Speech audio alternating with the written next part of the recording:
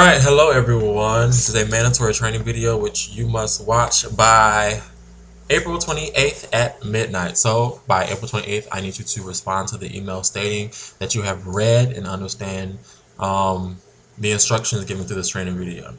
Alright, so for this video, we're going to go over a few different topics. We're going over shift reports, attire, like your general shifts, and just general updates. All right, so shift reports.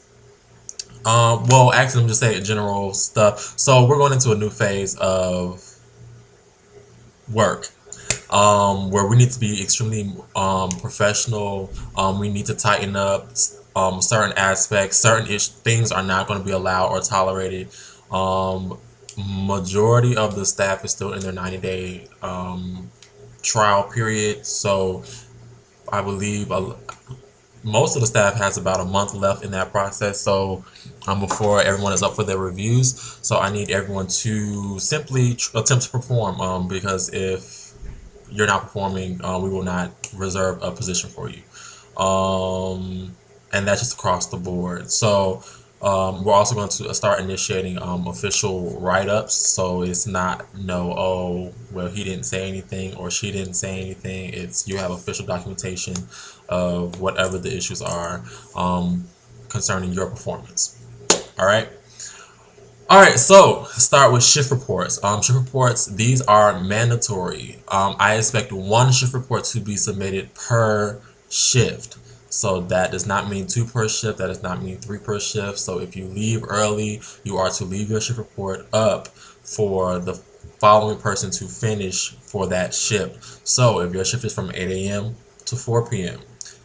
and you have to leave at 2, whoever is filling in for those 2 hours needs to finish the report, save it in the correct format, and send it. That is the purpose of supporting on the form where it says supporting staff or supporting concierge. So the initial person who worked from 8 to 2, that will be the general concierge. If from 2 to 4, then that will be the supporting concierge. If you do half a shift, then the first person, they go on the concierge line. If the second half of the shift is covered by someone else, then that will be supporting staff. Then one report is to be submitted. It is always to be a PDF. We are not providing editable documents to the clients. Also, in regards to shift reports, it must be sent. If you do not send it, that is a write-up. I desire for shift reports to be sent at like 5 minutes before your shift is over, so that you can clock out on time. So I typically don't want to see a shift report for, let's see, 4:15, 4:12, or if it's midnight, 12:20, like all that kind of stuff. Like, no, you need to send it at 11:55, at 3:55, at 7:55, whatever your time slot is. It needs to be set 5 minutes before your shift ends, so that the next person can have their reign of their space when their shift is supposed to be beginning. Also, dealing with shifts, please be aware that shifts start on the hour. You are allowed to clock in 45 minutes, not 45 minutes, 15 minutes early. Say that again. Your shift starts on the hour. You are simply allowed to clock in 15 minutes early.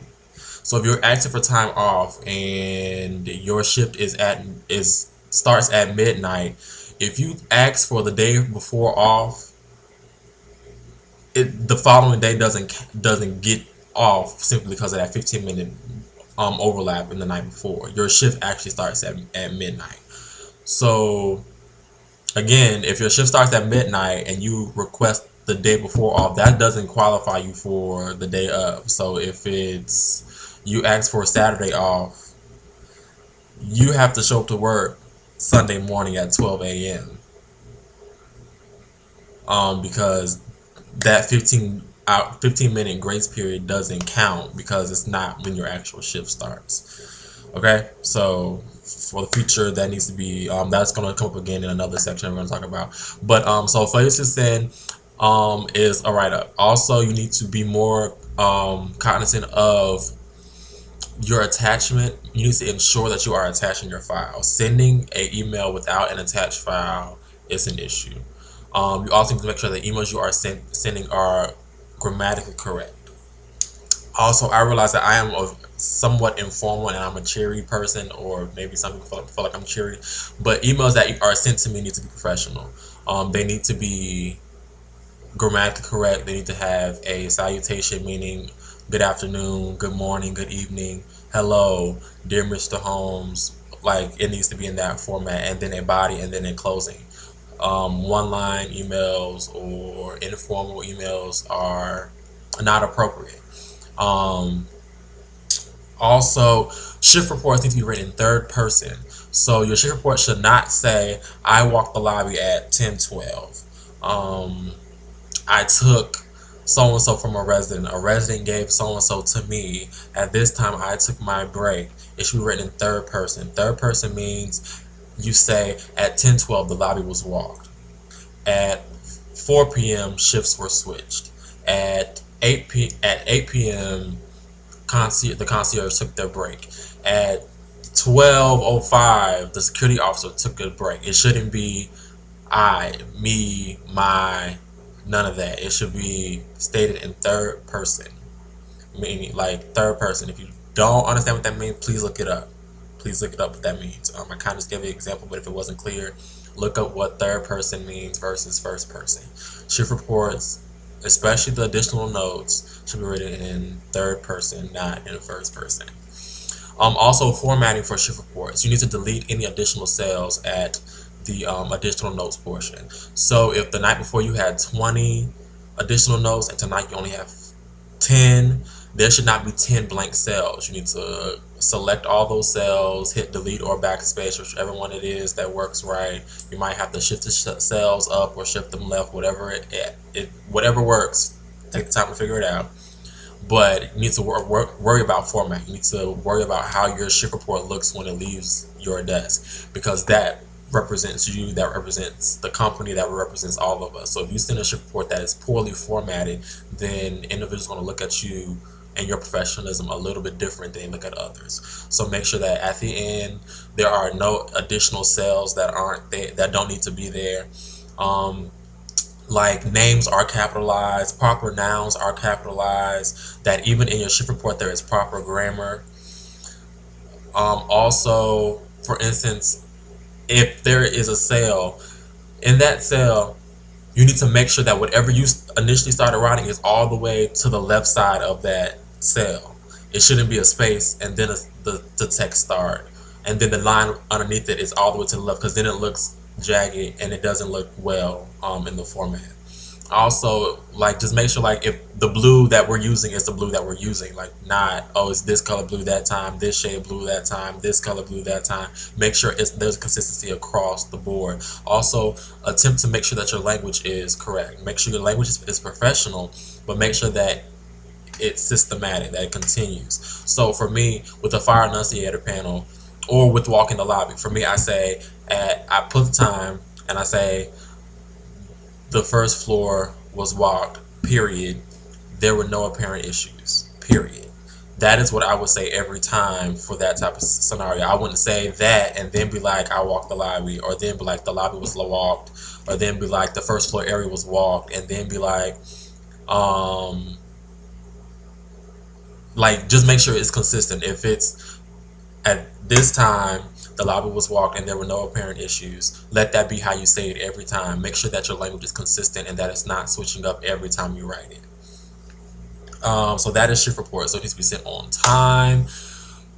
Also, the email for the shift reports, you need to make sure you're following the format. So like the heading needs to be correct. Some of you all are like still kind of like writing your own email. So some of you all are still saying like good morning instead of dear leadership, or I think it's dear college hall leadership is what it should be saying, or dear campus apartments leadership, whichever one it is. But in the email, if you hit the down arrow and then go to canned responses, you can select the response. I've already written the response. I've already written the email for you, and it only takes minimal adjustments versus having to rewrite or copy and paste and all that kind of stuff. All right, so utilize the email format that I have provided. I will clarify the subject line because in the email you're not allowed to save the subject line. So what I will do is I will provide a template for the subject line as well, and in the email format. All right, attire. We all need to be professional, point blank, period. If your shoes are not proper, ladies, you're supposed to either be in black heels, black, like some type of professional shoe. I apologize, I'm a male. I can't per se tell you all the names of shoes, but I feel like we know what is a professional shoe and what's not a professional shoe. If you will not wear it to an interview for a Fortune 500 company, do not wear it here. Point blank, period. Pants, you need to be in black slacks or a black skirt, ladies. Men, you already know, suit. If you can wear a white handkerchief, please do. Um, Black tie, ladies, white shirt, black jacket. Hair needs to be appropriate, so colors, highlights are acceptable, but color, like full blown colors, bright colors. Um, it needs to be maintained. So if you look like it's having a bad hair day, it's a bad hair day. It needs to be rectified. You are to come looking professional. Jewelry is to be a minimal, or it should be classy, sleek, clean. It should not be super personalized. It should be professional, clean, that you can go to a Fortune 500 company and the same standards go here. This is not less of a job. If you are not wearing the proper attire, you'll be sent home. I will begin dress code checks on the 28th. So please make sure that you are dressed appropriately. Thank you. Coverage. The desk needs to be covered at all times. So there's been these instances where, oh, somebody has to leave early, somebody has to leave late, or somebody's not there yet, and so we're gonna leave and let somebody come an hour later.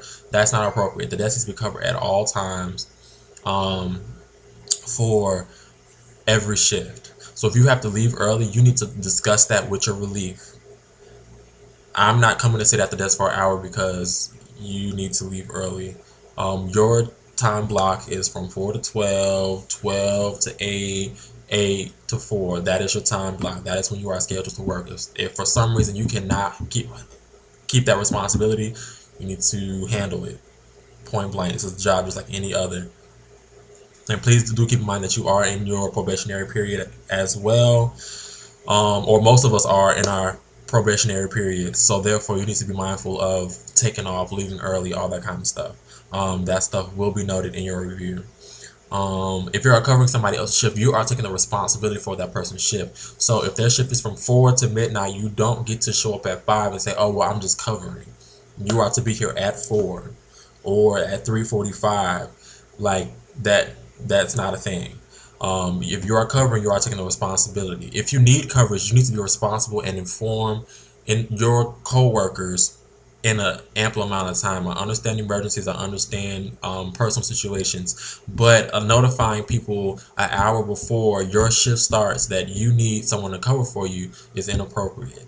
A lot of our staff uses the metro. That's not appropriate for them to have to get dressed and then have to catch the metro and then walk from the metro here in less than an hour. That's not fair. That's not teamwork. That's not commendable. So you need to communicate these things ahead of time. If you know that there's going to be an issue or there's potentiality of an issue, you need to have these things set up beforehand. If for some reason you know you have a doctor's appointment, or you're in the hospital, or somebody's been released from the hospital, or whatever the scenario is, if you know there's a potentiality that you're not going to be able to come to work, you need to have that handled beforehand. Don't wait until, oh, I'm going to just see if I can do it. Okay, well, the responsible thing to do would be, hey, so-and-so, there's a potentiality I have to stay at the hospital, or I have to deal with this, or I have to go to this place for an interview. Whatever the situation is, there's a potentiality that I'm not going to be there. If I am not able to be there, will you be able to work for me? Or better yet, can you work the first half of my shift to ensure that there's coverage? And if I can get off, then I'll show up at the second half. And if I can't show up at the second half, is there any way possible that you can stay the whole time? Like, communication is key, and we need to be professional in that regards and communicate what we need, and where we are. Waiting to the last minute is not professional. It's completely and utterly not professional. Um, Dropping and picking up shifts, all shift swaps or shift drops or whatever need to be done online. They need to be done on when I work. Before I stated that you all can send me an email, that is no longer sufficient because a lot of you guys aren't even sending emails. It needs to be done on when I work so that it can be approved by a supervisor. The the website will allow you to drop to individuals. So you can say, if you've already talked to somebody and they stated that they want to or they're available to cover your shift, you can drop to that individual person. And then, but even when you drop to that individual person, I need to approve it. So a lot of you all are dropping to people who are already at 40 hours when you have staff members who are only working 2 days. That's not fair. That's not what we're about to do as either as a staff. If we're trying to keep everybody around the 40-hour mark. So therefore, it needs to be approved. So just dropping to anybody is not a thing. We appreciate Janita, but Janita cannot work everybody's hours. Like that's the protocol. It needs to be done on when I work. It needs to be approved. It needs to be done ahead of time. Those individuals are in their probationary period. Please know that we are not requesting time off, or we are not allowing time off. We need everybody to show themselves to be dependable. If you are not going to show yourself to be dependable, we can find new staff members. We will also start mandatory staff meetings once a month. We're going to start them being the first Saturday of every month. So I believe this upcoming Saturday is the 30th. So we will have one starting on the 7th of May. These are mandatory. You will be paid for them. So because you will be paid for them, not showing up is like not showing up to a shift. So please understand that. All right. Think there anything else? Also, we need to make sure that we are providing accurate information to residents. I heard that someone informed a resident that they will be charged $300 if they do an express checkout. Express checkout does not have a fee associated to it unless the individual has not done their part in their room. Express checkout is them turning in their keys and filling out that slip to concierge. The only way they will be charged is if after we receive that slip, we go to their room and they have not cleared out their room. Then they'll be charged for the cleanup fees. The $300 fee is only if you refuse, or not even refuse, but you fail to check out, period.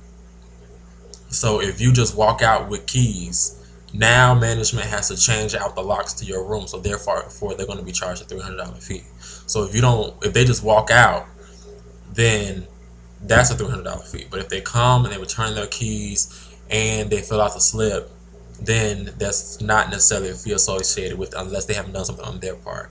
And then the official checkout, of course, is not a fee unless there is damage to the room, and again, they fail to do something on their end. So make sure we are providing accurate information. Also, we are still taking appointments for checkout, so that is our responsibility. It does not have to be sent with your shift report, but it needs to be saved to computer. So the individual will set the appointment. At that time, they will come and say, I have an appointment for this time to doing the checkout. At that point, you direct them to the office. You will verify that they have that appointment, and then direct them either to the office or to the RA at the front desk or mailroom, depending on what's going on around you. All right. If it's after hours and somebody wants to do a checkout, it's an express checkout. That's it. If things are going a little bit crazy, offer them the option of doing an express checkout to clear the lobby or to clear the space. If they've done what they're supposed to do, they won't be charged. If they have not done what they're supposed to do, they're going to be charged.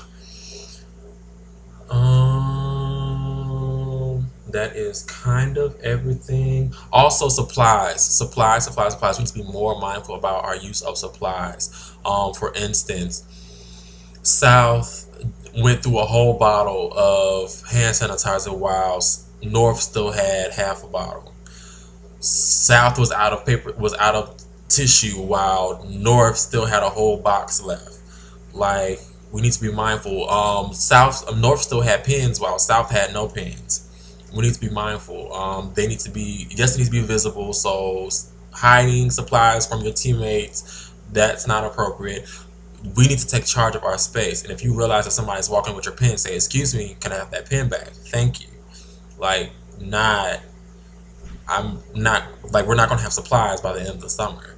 If actually not even by the end of the summer, probably like in another month. If we keep giving, if I have to refill pins every other day for South, or do the same thing for North, that's not a good look. Last thing before I go, internet usage is for work. Yes, I get watching YouTube a little bit. I get small stuff because especially for the overnight staff, I get that it's a full 8 hours. You only really have about 3 to 4 hours of consistent work. I get that. Please utilize that time for personal development. So if you're reading, studying, writing, all that kind of stuff is appropriate. But streaming all night long is completely and utterly inappropriate. So last week we were all aware of the issues we were having with computers. So we all thought it was Howard. We all thought it was something going on with the Wi-Fi, but it was actually concierge. So that needs to be tightened up immediately. And that was extremely embarrassing for me. So please know the next time I will not handle it this lightly. So yeah, we thought everything was something else. Miss Cole called the IT personnel and found out that someone at the North Desk was streaming Hulu all night long and ate up all the data for College Hall. These computers are not like regular computers. Work off of a server and therefore utilize data. So when they're out of data, they slow down. Um, so you need to be mindful of what you are using. What site, if it is not a secure, safe site, you should not be using it.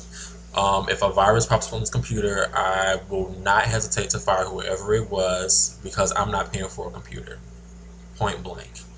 And if campus amenities has to purchase new technology for campus apartments, whoever's fault it is will be dealt with in that manner, and that's completely straightforward, as straightforward as I can put it. Um, it needs to be professional. I understand using YouTube if you're trying to figure out something on how to do something on Excel or how to do something on Microsoft Word, or okay, yeah, it is a little bit bored using YouTube for a few minutes and then re-gauging yourself. But simply watching Hulu for a full 8-hour shift is inappropriate. Ms. Cole is going to get back with me on the actual times that took place so we can figure out who exactly it was, because that's completely and unacceptable. We need to be professional. We need to tighten up on so many different levels. So also, just review shift reports. I'm going to begin doing edits of those or critiques of those. So when you send it in, you'll begin to email back to your personal email with the attachment with edits or corrections and suggestions for what you need to do. Please consider grammar. Even in your notes, it needs to be appropriate. If you are unsure if you are saying something appropriate, use the internet to research. We use the internet to watch movies, but not to make sure our grammar is correct. That's an issue. Attire, please make sure you are dressed appropriately. I'm so serious. We have on-call personnel on hand and ready. If you are dressed inappropriately, you will be sent home. They will be called to replace you. Coverage, again, it needs to be approved through when I work. If it's not approved, you are held responsible. So if you decide at the last minute to try and submit something because you forgot and you're not at your station, inappropriate. Even to the extent, if I call off or if I talk to Tayana and say, Tayana, can you work for me? She says, oh yeah, I work for you, and I don't get it approved. When she sits for me, I'm still getting written up because it's my responsibility, and no one is to take care of my responsibilities unless it is approved by a supervisor. Point blank, period. Your responsibility, handle it. You want the check, show up and do the work. Again, the mandatory staff meetings will be starting on May 7th. Starting on May 7th. Actually, we may delay them. I'm sorry. Actually, I'm going to delay that because that's going to be checkout time. So in May, we're not going to do the 7th. In May, we're going to do the 14th. And then it will go back to the first Saturday of every month. So it will be May 14th, June 4th, and July 2nd, and then August 6th. These potentially can be canceled if the staff is performing, but until staff performs, we will have constant reminders of what our duties are. All right. On a positive note, after um, the 9th finishes,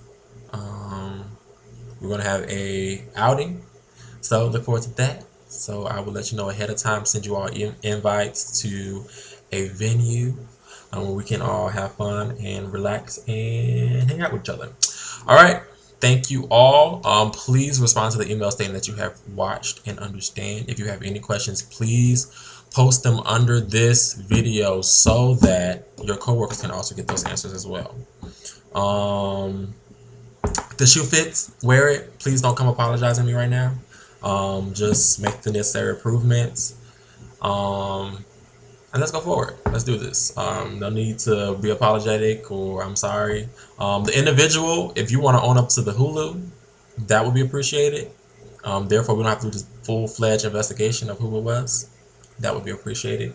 But in regards to just general tightening up issues, please don't like bombard me with apologies and personal.